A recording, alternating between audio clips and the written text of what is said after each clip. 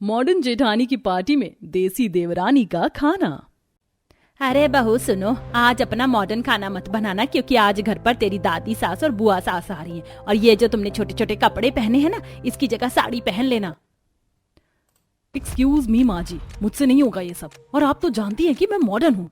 बहू गांव से आ रहे हैं वो लोग, थोड़ा बहुत तो तुझे करना ही होगा, इसीलिए ये छोटे छोटे कपड़ों की जगह साड़ी और खाने में मॉडर्न खाने की जगह कुछ देसी खाना बना लेना। कुछ देर बाद दरवाजे की घंटी बजती है। शिवानी दरवाजा खोलती है। अरे दादी आप, बुआ आप, आइए ना। दादी माँ आ गई, मैं कब से आपका इंतजार कर रहा था। अरे मेरा लल्ला, मैं भी तुझसे मिलने के लिए बहुत बेताब थी। तेरे दादा कहाँ हैं? माँ मैं यही हूँ, आओ ना बैठो। तभी पीछे से छोटे छोटे कपड़ों में पल्लवी भी वहाँ आती है। बहू तूने साड़ी नहीं पहनी, मैंने कहा था साड़ी पहनने को। अच्छा छोड़ो, अब तुम अपनी दादी सास और बुआ सास के पैर छुओ और उनसे आशीर्वाद लो। एक्सक्यूज मी मम्मी जी, हम शहर में रहते हैं, मॉडर्न हैं। आप क्या पुराने जमानों की तरह पैर छूने को बोल रही हो? आइए हम लोग हक करते हैं, ये काफी कंफर्टेबल है। पल्लवी संध्या और जानकी के नजदीक जाने की कोशिश करती है। तभी संध्या और जानकी उसको हाथों से पीछे करती हुई। बस कर बहू, ये मॉडर्न के चक्कर में पहले तो तू छोटे छोटे कपड़ों में हमारे सामने आ गई और आशीर्वाद देने को कहा तो गले मिलने की बात करती है। सही बात है सुमित्रा दीदी, आपने अपनी बहू को कुछ सिखाया नहीं है। पैर छूने की वजह हमसे गले लगने की कोशिश कर रही है, ये जानते हुए कि हमारे में छोटे का बड़े के शरीर को सटना पाप माना जाता है। छोड़िए, जाने दीजिए माँ जी, ये थोड़े मॉडर्न ख्यालात की है, इसीलिए कुछ भी कभी भी बोलने लगती है। आइए आप बैठिए, जा बहू सबका खाना लगा दे। ओके मम्मी जी, खाना रेडी है, मैं अभी लगा देती हूँ। अब पल्लवी खाने की मेज पर चाइनीज, इटालियन, पिज्जा, मोमोज जैसा फूड सर्व करती है और साथ में चॉपस्टिक, फोर्क और स्पून साथ में रखती है। अरे बहू, मैंने तुम्हें कहा था ना कि कुछ देसी खाना पीना बनाना, तुमने ये क्या बना दिया? ये सब क्या है पल्लवी? जब माँ ने तुम्हें समझाया था फिर भी तुमने ये सब क्यों बनाया? एक्सक्यूज मी विक्रांत, अपनी फैमिली के आगे मेरी इंसल्ट करना बंद करो। और सेकंड थिंग, जब मैं खुद मॉडर्न हूँ तो खाना भी मॉडर्न ही खाना खिलाऊंगी ना। अब सभी लोग खाना खाना शुरू करते हैं कि तभी संध्या के हाथ से चॉपस्टिक द्वारा खाना खाया गया उसके शरीर पर गिर जाता है। वहीं जानकी भी बर्गर उठाकर खाने की कोशिश करती है लेकिन पूरी तरीके से उसका मुंह खोल ही नहीं पाता। हाँ दैया मर गई। सुमित्रा, तेरी मॉडर्न बहू ने ये क्या बना रखा है जो खाया भी नहीं जा रहा। छोड़ो, हमसे तो नहीं खाया जा रहा है शहरी खाना, हम तो देसी खाने की भूख थी, पर कोई नहीं, अब पानी पी कर ही सो जाते हैं। अब सभी लोग हल्का हल्का खाकर अपने अपने कमरे में चले जाते हैं। इसी तरह अगले दिन सुबह फिर पल्लवी बाहर से ही सुशी, चाइनीज, जंक फूड मंगाकर डाइनिंग टेबल पर रख देती है। बहू फिर से वही खाना। बहू ये सब क्या है? रात में ही तुझे समझाया था ना कि हम ये सब शहरी खाना नहीं खा पाएंगे। सॉरी दादी सास, बट मैं आपकी मॉडर्न बहू हूँ और मुझे यही सब खाना पसंद है। भाभी से मॉडर्न होना नहीं बल्कि सेल्फिश होना कहते हैं। आप बहुत अच्छे से जानती हो कि घर में किसी को भी आपका ये मॉडर्न एक्सपेंसिव खाना पसंद नहीं आता है। अच्छा तो सब दिल पर पत्थर रखकर खा रहे हैं इस मॉडर्न बहू का खाना। मुझे तो ये बहू ही पसंद नहीं आई। पसंद करने लायक इसमें है क्या? ना इसके अंदर संस्कार है, ना ये ढंग के कपड़े पहनती है, और तो और ये मॉडर्न बहू तो खाना भी बनाना नहीं जानती। लेकिन बस बहुत हो गया, अब मैं इस घर में दूसरी बहू गांव की लेकर आऊंगी। एक्सक्यूज मी दादी सास, आप भूल से भी ऐसी गलती मत करना, क्योंकि मैं नहीं चाहती कि मेरे जैसे मॉडर्न स्टैंडर्ड लड़की की देवरानी गांव की देसी आए। मुझे गांव और देसी गंवार लोगों से सख्त प्रॉब्लम है। बहू अब तुझे जो भी प्रॉब्लम है उस प्रॉब्लम को तू अपने तक ही रख, क्योंकि अब मैं भी यही चाहती हूँ कि इस घर में माँ जी के पसंद की बहू आए, फिर वो गांव की देसी ही क्यों ना हो। अब पल्लवी दांत पीसती हुई वहां से चली जाती है। अब ऐसे ही कुछ समय गुजरता है और संध्या और जानकी एक गरीब परिवार में जाकर अपने छोटे बेटे का रिश्ता करती है। लड़की बहुत ही समझदार, सुलझी और संस्कारी होती है। लड़की पसंद आने के बाद कुछ ही महीनों में संध्या अपने छोटे पोते की शादी पूरी विधि विधान के साथ गरीब घर की लड़की अंशिका से करवा देती है। अंशिका शादी करके अपने ससुराल आती है और कलश गिराकर घर के अंदर प्रवेश करती है। ओह माय गॉड, कितनी थर्ड क्लास ड्रेसिंग सेंस है मेरी देसी गंवार देवरानी जी का। So cheap. देवरानी जी, आपके अंदर 1% की भी ड्रेसिंग सेंस नहीं थी क्या, जो शहर में शादी होने के बाद भी आप ऐसे गंवारों जैसे कपड़ों में इस घर में आ गई? ओ गॉड भाभी प्लीज, आप अभी तो कम से कम चुप हो जाइए। हाँ, चुप होने में ही इसकी भलाई है। और ये क्या मॉडर्न मॉडर्न लगा रखा है? मॉडर्न ना सही पर संस्कारी और तहजीब से रहने वाली तो है। तुम्हारी तरह मॉडर्न बनके छोटे छोटे कपड़े तो नहीं पहनती। अब अगले दिन सुबह देसी बहू अंशिका नहा धोकर सुंदर 16 श्रृंगार शरीर पर घाघरा चोली सिर पर घूंघट करके हॉल में आती है। डिस्गस्टिंग। इतनी गर्मी में देवरानी जी आपने घाघरा चोली, सर पर घूंघट और इतना हैवी मेकअप क्यों किया है? आपकी शादी शहर में हुई है, शहर में, गांव में नहीं। आप मॉडर्न कपड़े भी तो पहन सकती थी ना। ये गंवारों की तरह कपड़े पहनने की क्या जरूरत थी? तभी वहां शिवानी आती है। बड़ी भाभी, छोटी भाभी गांव से, इसका मतलब ये नहीं है कि आप उनके कपड़ों को लेकर उनकी इंसल्ट करें। क्या कह रही थी बड़ी बहू? क्या कहेगी? अपनी आंखों के सामने अपनी देवरानी को संस्कारों में देख थोड़ी ना पा रही है ये, क्योंकि खुद तो शुरू से इस घर में छोटे छोटे कपड़ों में घूम रही है और अब चाहती है कि इसकी देवरानी भी वही चीज करे जो ये करती आ रही है। हो प्लीज, आप लोग इतना हाइपर क्यों हो गए? और हाँ, गंवार को गंवार नहीं कहूंगी तो और क्या कहूंगी? गंवारों जैसी ही ड्रेस पहनी है देवरानी जी ने। बहू तू जा, तू रसोई में जाकर अपनी पहली रसोई का खाना बना। तेरी जेठानी तो ऐसे ही बकबक करती रहती है। अंशिका गांव की शरीफ लड़की होती है, पर कहीं न कहीं अंशिका को भी अपनी जेठानी का ये बर्ताव काफी अजीब लग रहा होता है। पर वो चुपचाप बिना कुछ कहे वहां से रसोई में चली जाती है। अब रसोई पूरी ऑटोमेटिक होती है, जिसे देख अंशिका घबरा जाती है। तभी वहां पर उसकी जेठानी आती है। ओ हेलो देवरानी जी, आपको यहाँ पहली रसोई का खाना बनाने के लिए भेजा है, वॉक करने के लिए नहीं। वो जेठानी जी, हम ये कह रहे थे कि हमसे ना ये ऑटोमेटिक रसोई का इस्तेमाल नहीं हो पाएगा और हमको तो ये मसाला पीसने वाली मशीन भी इस्तेमाल करना नहीं आता है। हमको सिलबट्टा चाहिए और सब्जी काटने के लिए भी हासुली चाहिए। Wait wait wait wait wait, ये कैसे बात कर रही हो तुम? तुम्हारी तो लैंग्वेज भी बिल्कुल गांव की गंवारों जैसी है। मैं तुमसे बात नहीं कर सकती। और तुम क्या आउट ऑफ स्टॉक चीजें मांग रही हो? ये चीजें मार्केट में मिलती भी हैं? शहर का तो पता नहीं, पर हमारे गांव में तो ये सब कुछ मिलता है जेठानी जी। ओके फाइन, मुझे तो कुछ समझ नहीं आ रहा है। मैं माँ जी को यहाँ भेजती हूँ, उन्हीं से मांग लेना अपना गंवारों वाला सामान। अब पल्लवी पैर पटकती हुई वहां से हॉल में आकर कहती है, माँ जी, दादी सास, आपकी पसंद की आई वो गांव की देसी बहू पता नहीं रसोई में क्या ढूंढ रही है। मुझे कुछ समझ नहीं आ रहा है। आप खुद जाकर उसकी प्रॉब्लम सॉल्व कीजिए। हाँ हाँ बहू, हम तो उसकी प्रॉब्लम सॉल्व कर ही देंगे, पर फर्ज तो तेरा बनता है अपनी छोटी देवरानी की प्रॉब्लम को सॉल्व करने का। अब सुमित्रा रसोई में आती है। हाँ बहू, क्या हुआ कहो? वो माँ जी, हमको ये ऑटोमेटिक रसोई इस्तेमाल करना तो आता नहीं है, इसलिए हमको सिलबट्टा, ओखली, हसवा चाहिए था खाना बनाने के लिए। माफ करना बहू, ये शहर है और इतनी चीजें तो अभी यहाँ नहीं मिल पाएंगी। अभी तुम्हें सिलबट्टा दे सकती हूँ अगर इससे काम चल जाए तो। ठीक है माँ जी, आप हमको वही दे दीजिए। अब कुछ देर बाद अंशिका सिलबट्टे पर चटनी पीसकर सत्तू के पराठे, लस्सी, बैंगन का चोखा, आम पन्ना, मसाला, भजिया, दाल, गर्मा गर्म फुलके, चावल बनाकर डाइनिंग टेबल पर परोसती है। अरे वाह, आनंद ही आनंद। क्या खुशबू आ रही है खाने से। हाँ, खुशबू तो आएगी ही, आखिर मेरी पसंद की बहू ने जो बनाया है ये सब कुछ। और तू भी खा ले स्वाद लेकर, क्योंकि आज से पहले तेरे घर की उस मॉडर्न बहू ने तो ये सब कभी नहीं बनाया होगा। सभी लोग अंशिका के देसी खाने की तारीफ कर ही रहे थे कि तभी सीढ़ियों से उतरती हुई पल्लवी डाइनिंग टेबल के पास आती है। What the hell is this? ये सब क्या बना दिया देवरानी जी आपने? अरे ये सब बनाने से पहले आपको मुझसे एक बार पूछना तो चाहिए था ना। आपका ये देसी खाना मेरे शरीर और मेरे फिगर के लिए बिल्कुल ठीक नहीं है और घर में भी कोई इस तरह का खाना नहीं खाता। आप इसे अभी उठाइए और डस्टबिन में डालिए। जी जेठानी जी, हम अभी सब साफ कर देते हैं।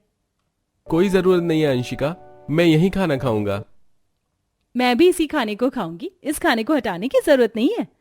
सब यही खाना खाएंगे। और हाँ मॉडर्न बहू, अपने शहरी चोचले अपने कमरे तक ही रख तो ज्यादा अच्छा है। ठीक है, आप लोग खाइए। चिंटू, उठो, मेरे साथ कमरे में चलो। नो मॉम, मैं छोटी चाची के हाथ का खाना नहीं खाऊंगा। आप तो रोज बस मुझे चाउमीन, पिज्जा, बर्गर ही खिलाते हो। आज मैं छोटी चाची के हाथ का ये टेस्टी खाना खाऊंगा। आपको पता है दादी, मॉम घर में कभी नहीं बनाती है सब। हाँ बेटा, कैसे बनाएगी? तेरी मॉडर्न माँ को ये सब बनाना आता ही कहाँ है। इसी तरह अगले दिन भी अंशिका के हाथ का खाना पूरा परिवार शौक से खा रहा होता है। वहीं पल्लवी अपने हाथों में डिलीवरी बॉय से मंगाया हुआ खाना लेकर कमरे में ले जा रही होती है। तभी विक्रांत ये सब देखकर फौरन कमरे में जाता है। पल्लवी, तुम आए दिन क्यों बाहर का खाना मंगा कर खाती हो? ये खाना बहुत महंगा आता है। पता है कितने पैसे खर्च हो जाते हैं महीने भर में? तुम घर पर बना अंशिका के हाथ का खाना भी तो खा सकती हो ना। अपना मुंह बंद करो विक्रांत। लगता है तुम्हारे सर पर भी उस गंवार देवरानी का जादू चल गया है, तभी उसके खाने की तारीफ कर रहे हो। ऐसा कुछ नहीं है पल्लवी, मैं बस तुम्हें समझा रहा हूँ। ठीक है, तुम्हें जो करना है करो। अब इसी तरह अंशिका गांव की होने के कारण अपने संस्कारों के साथ अपने ससुराल वालों की देखभाल बहुत ही अच्छी तरीके से कर रही होती है।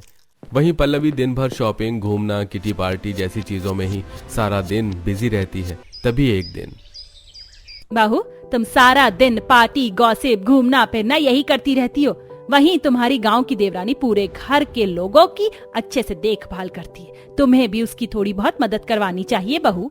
एक्सक्यूज मी मम्मी जी, जब आपने गांव की बहू यानी कि अच्छी खासी नौकरानी घर में लाकर रखी दी है तो मैं क्यों कोई काम करूं? मैं ऐसे ही शॉपिंग करूंगी।